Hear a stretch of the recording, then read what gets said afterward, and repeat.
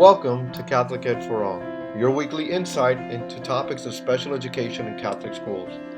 My name is Dr. Raul Escarpio, and I invite you to join me each week as we learn how to be more inclusive in Catholic schools and continue to live out St. John Paul II's message of open wide the doors to Christ.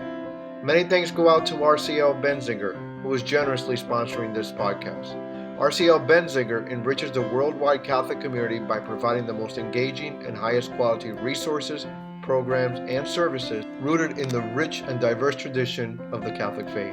And now, on to our show.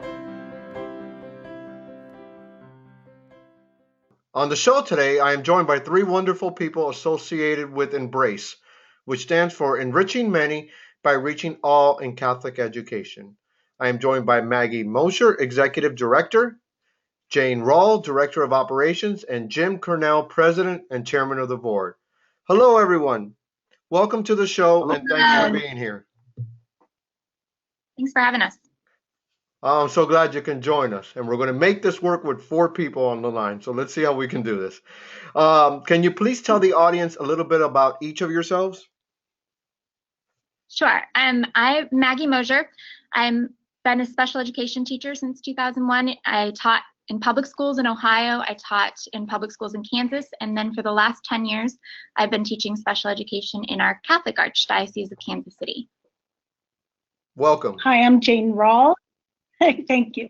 Hi, I'm Jane Rawl. My background is as a speech language pathologist. I worked in both private and public school settings, primarily with birth to 5, and then stayed home for a little bit to raise 4 kids, and have a background in volunteer work in education and social justice. Welcome. Thank you. And I'm Jim Cornell, and I'm basically a dad. We have 4 children. The youngest has Down syndrome, and I'm better known as Lola's dad. Well, welcome as well. I'm thankful to God right now for all of you, because all of you are presenting a different perspective and under one roof or one umbrella, which is Embrace. So I look forward to the conversation. So let's tell the audience a little bit about Embrace, because I wasn't aware of it until I met Maggie at the NCA conference Inclusion Summit by Beth Foraker. So can you please tell the audience a little bit about Embrace and your mission and vision? Sure. Our mission is to provide children with special needs the opportunity for an inclusive education by providing the resources to support these children in their home parish schools. Really, our vision is a world in which every child is embraced for their unique God-given abilities and provided the Catholic education needed to fulfill God's will and to become the best that they can be. We do that through equipping and engaging our Catholic community to embrace all learners. We equip with grants and our resource center. The grants are for special education teachers, occupational therapists, physical therapists, speech therapists, any real professional that would assist students with special needs. The Resource Center has over 800 different resources that are free for teachers and parents to check out. And then we have community information nights on topics that assist parents and teachers to better understand our students. And we have a day to really embrace all children within our community. Fantastic. Fantastic. And I'm going to ask Jim a question. Jim, as a father of a child with special needs, how does being a part of Embrace help you and can help other parents as well? Well, certainly that was the goal from the very beginning with Embrace, is to provide our kids the same education as the other family members, and to keep the families together in Catholic schools. It's been, our goal moving forward is to, in providing those services in the Catholic schools, so that they don't have to be bused to the public schools. We don't have to rely on the public schools and the schedules that they put on us, and that these kids stay with their friends and their families and the parish. So that is, we're looking forward to moving that forward. Fantastic. So now, Jane, So you said that they talk about that Embrace provides grants. How are the Yes. families able to access these funds? Okay, so the grants are provided to schools within the Archdiocese of Kansas City and Kansas. Right now, we open it up to 2 of our counties within that Archdiocese. So the schools actually receive the grants to hire personnel. So we believe that by better equipping our parish schools with needed personnel, that then they can impact and welcome more students with special needs. Fantastic. And is it on a school to school basis? Do the schools themselves apply? Is it an archdiocesan process? How does it work? So what they do, our grant process is pretty simple. Schools within our area apply with an intent to apply, basically saying, this is what we think we need, and they apply directly to us.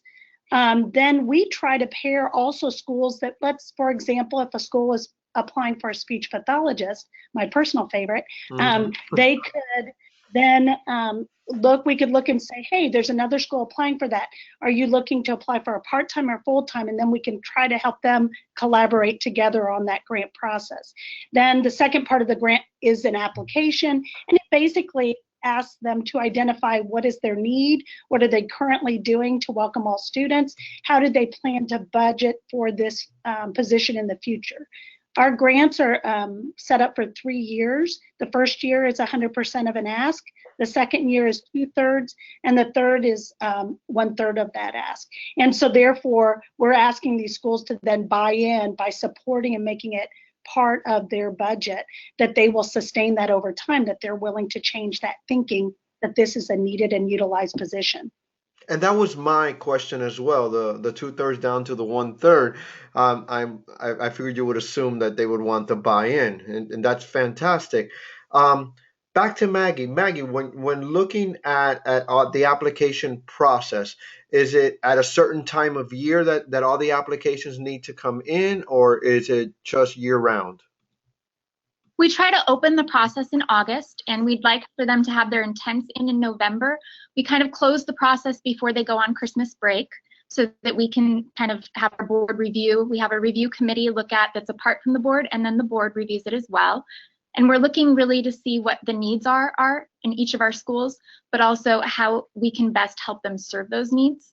So we've been told that we do a great job with some schools that don't really know maybe what they need, in coming in and helping them assess, okay, here are your student population. These are some things that your population might be looking to acquire. Fantastic. So obviously you cast a wide net to the Archdiocese of Kansas City, correct? Yes. Yes. So back to Jim.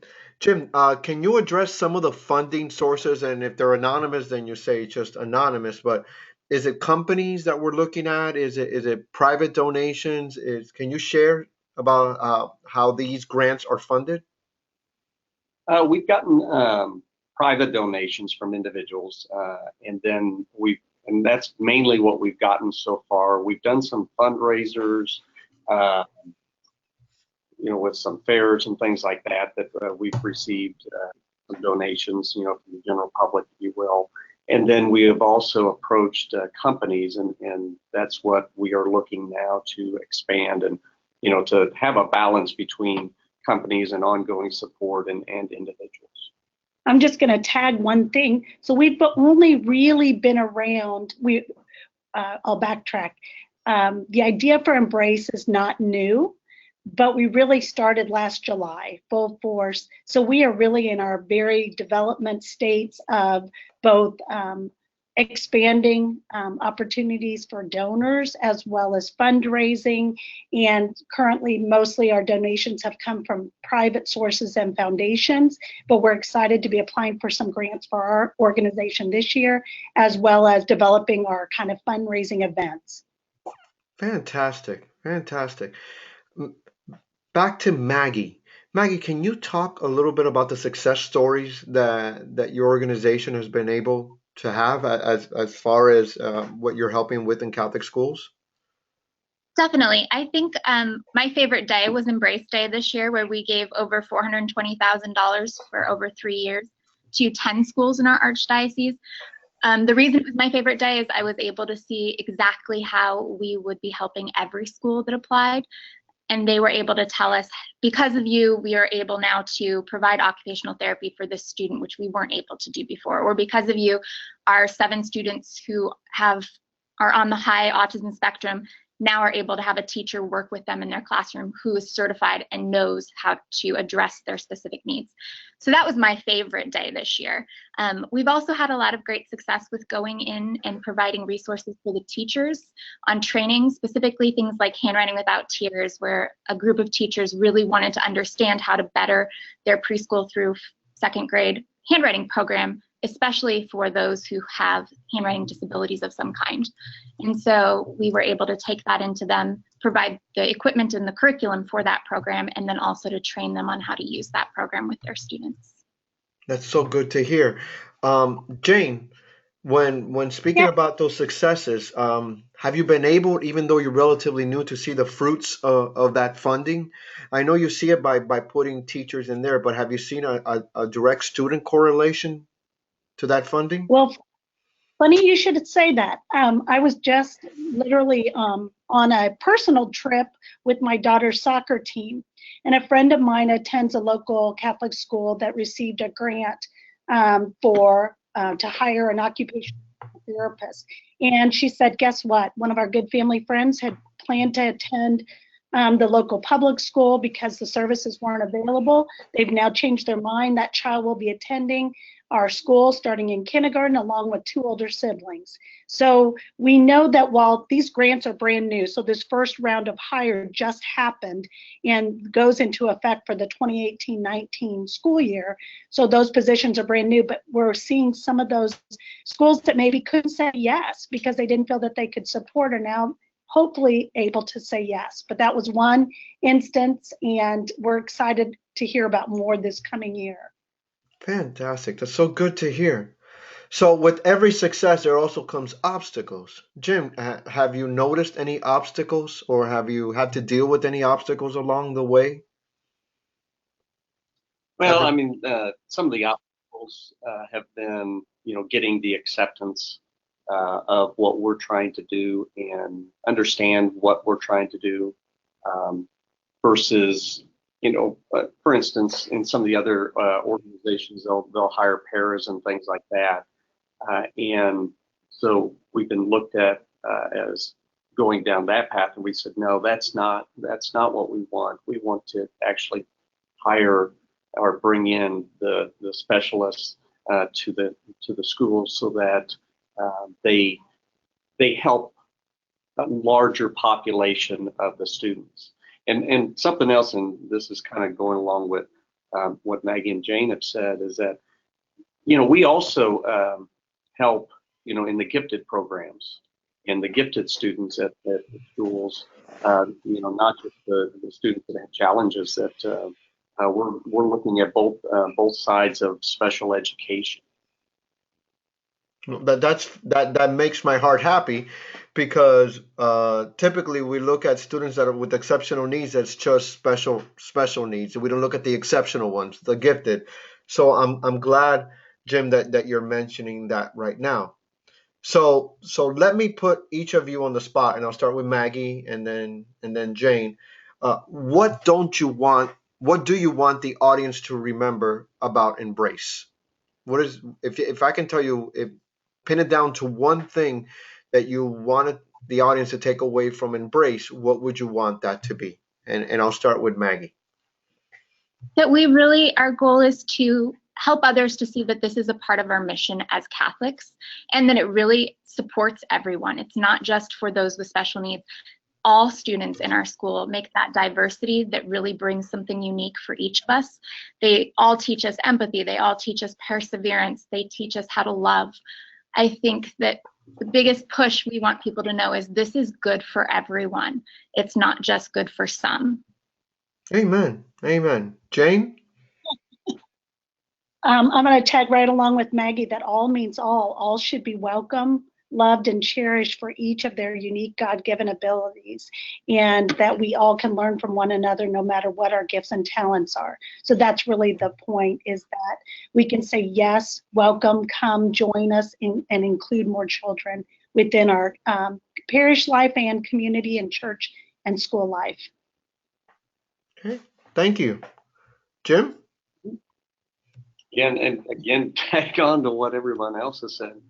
This also, from a parent standpoint, gives, parents, those options of keeping all their kids together in a single school or, in the Catholic schools, and not forcing them to either pull one child out to another school, or what we've seen is, the whole family leaves and goes to a public school. But this really does say, no, we're Catholic, we're a community, we're a parish, and everyone belongs.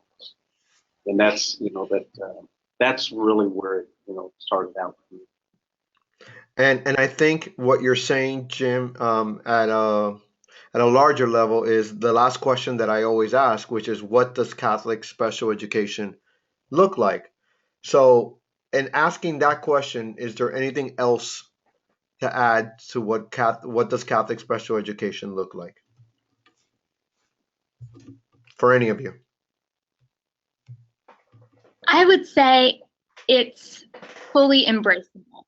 It helps to see everybody's needs and strengths, and to take those needs and strengths and build one another up to create a stronger community, and a community that's growing in faith. Fantastic. Anything? Go ahead, Jim. And it's completely inclusive, that you don't have some kids that are excluded out or taken out or moved out, that know that they're considered part of the, the same class, same kids. Yeah, we, every kid's got quirks and things like that, but, no, and that's life. That's what we run across, and as Catholics, we embrace all these learners. And I think one other thought would be that we really looking for the ability in children that come into the schools, in our Catholic schools, and less at the disabilities, that we're really focused on what are you able to do, and build on that in a welcoming and inclusive way, and look to, again, those talents and gifts that each can bring and share. Fantastic. As a person who didn't know much or much at all about Embrace, I'm so thankful to God to be able to have this conversation with the three of you today. I wish you nothing but prayers and blessings. I will be including on the show notes any information for the audience if they need to get a hold of you, including emails and all that. So I thank you so much, all of you, for joining me today. I wish you nothing but prayers and blessings as you continue to advance this very important mission of Embrace that God has given you. And I wish you nothing but blessings, and I hope you have a great day. Thanks, Raul. Thanks so much. Well, that's it for this week. If this podcast was a blessing to you, can you please head over to iTunes and subscribe and give us a review or a rating? It really does help other Catholic educators find the podcast and use it as a resource. Thanks again to the amazing people at RCL Benziger for generously sponsoring this podcast. Check out their new resource for Catholic schools, Blessed Are We, Faith in Action, which enables teachers to share the love of Christ with children who have special needs. Visit rclbenziger.com to learn more. Join me again next time as we continue to advance God's kingdom by including all of God's children in Catholic schools and faith formation. Until then, this is Dr. Raul Escarpio. Thanks for listening, and may God bless your day.